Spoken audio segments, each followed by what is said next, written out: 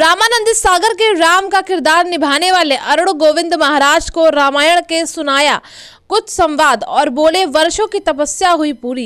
अयोध्या पहुंचे रामानंद सागर की रामायण के सीताराम और लक्ष्मण वीडियो देखकर अरुण गोविंद बोले महाराज से बोले वर्षों की तपस्या पूरी हुई। दीपिका चिखलिया, अरुण गोविंद और सुनील लहरी जिन्होंने रामायण में राम, सीता और लक्ष्मण का किरदार निभाया था, वो सभी राम मंदिर प्राण प्रतिष्ठा के लिए अयोध्या पहुंच गए हैं।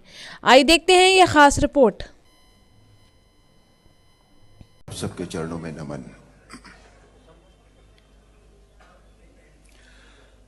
आज मेरी बरसों की इच्छा पूरी हुई है, महाराज जी के दर्शन करके, उनका आशीर्वाद प्राप्त करके।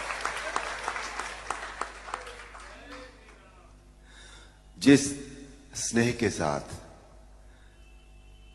उन्होंने मुझे अपने गले लगाया और उसमें जो भाव था, जो मुझे महसूस हुआ, वो या तो मां लगाती थी या महाराज जी ने लगाया है।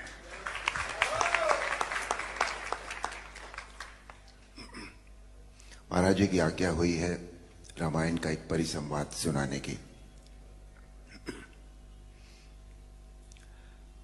एक प्रसंग है जो हमारी रामायण थी उसमें कि रावण जब पहली बार भगवान राम के सामने युद्ध क्षेत्र में आते हैं तो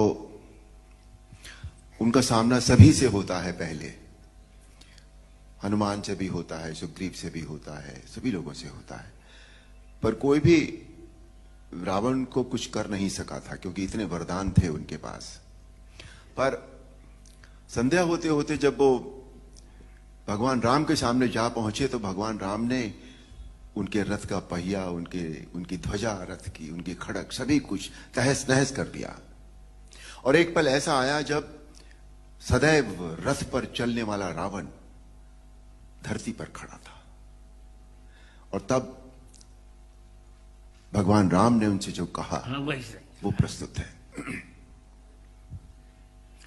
वाह रावण वाह, भगवान शिव के त्रिशूल की भांति प्रचंड वायुपुत्र हनुमान की मुष्टिका का प्रहार तुमने सह लिया। तुम सचमुच परम शक्तिशाली हो, परंतु कितने दुख की बात है कि तुमने अपनी ये शक्ति अधर्म के कार्यों में लगा दी और इस दुर्दशा को पहुंच गए। रावण, भक्त और ज्ञानी में अंतर होता है। भक्त चाहे मूर्ख हो परंतु हृदय का सच्चा और मन का सरल होता है, परंतु ज्ञानी तुम जैसा दुष्ट भी हो सकता है जिसे स्वर्ण अलंका के राज सिंहासन पर बैठकर भी जीवन की अपूर्णता का कांटा चुभ रहा है। तुम्हारे जीवन में इस समय अशांति, चिंता और तड़प के अतिरिक्त और कुछ भी नहीं है। तुम्हारे जैसे हर दुराचारी को एक समय इस बात का आभास हो जाता है कि उसका अंत समय निकट आ गया है और तब वो एक घायल सांप की भांति अपनी सुरक्षा की बिल ढूंढता फिरता है, लेकिन उसे कहीं सुरक्षा नहीं मिलती।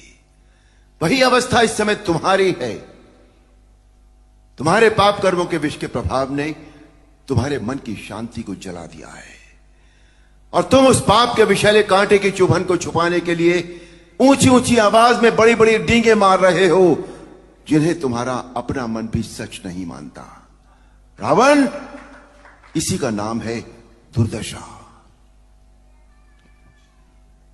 रावण, युद्ध जीतने के लिए धर्म और आध्यात्मिक शक्ति की आवश्यकता होती है। पाशविक बल और अस्त्र शस्त्रों की गिनती से युद्ध नहीं जीते जाते।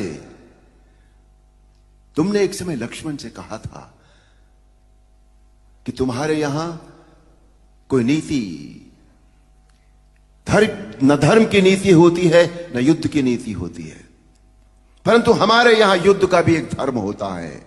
हम निहत्थे शस्त्रहीन शत्रु पर कभी वार नहीं करते।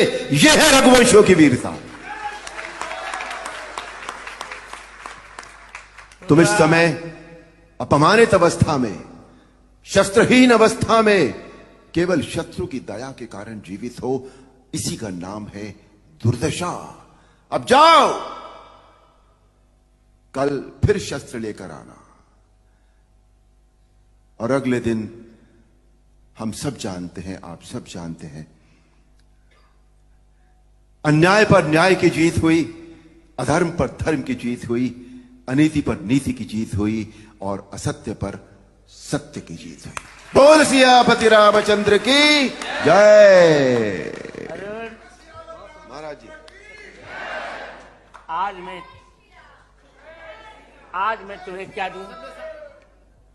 महाराज जी, आपने इतना ही दूंगा। तुमने बंद आंखों से मैंने राम जी को देखा है और तुम मेरे छोटे भाई हो, से तुम जान के बोल रहा हूं, आप नहीं बोल रहा हूं। यदि तुम चाहोगे तो जगत गुरु रामानंदाचार्य होने के नाते मैं तुम्हें राम मंत्र की दीक्षा अवश्य दूंगा। अहो भाग्य महाराज, अहो भाग्य स्वामी। बैठिए बैठिए, 2 वाक्य बोल के फिर विश्राम। जो वाक्य अरुण जी ने आज राम जी का जो परिसंवाद सुनाया, उसका श्लोक है वाल्मीकि रामायण का। प्रयाहि जानामि, बहुत अच्छे। प्रयाहि जानामि रणार्दितस्तम, इसी का परिसंवाद सुना रहे थे। प्रविश्य रात्रिंचर राजलंका आश्वस्य निर्याहि रथी च धन्वी तदा बलम प्रेक्षसि मे रथस्थ। और अब यही बात, प्रयाहि रावण लौट जाओ, जाना में रणार्दितस्तम, मैं जानता हूं तुम युद्ध में थक गए हो, जाओ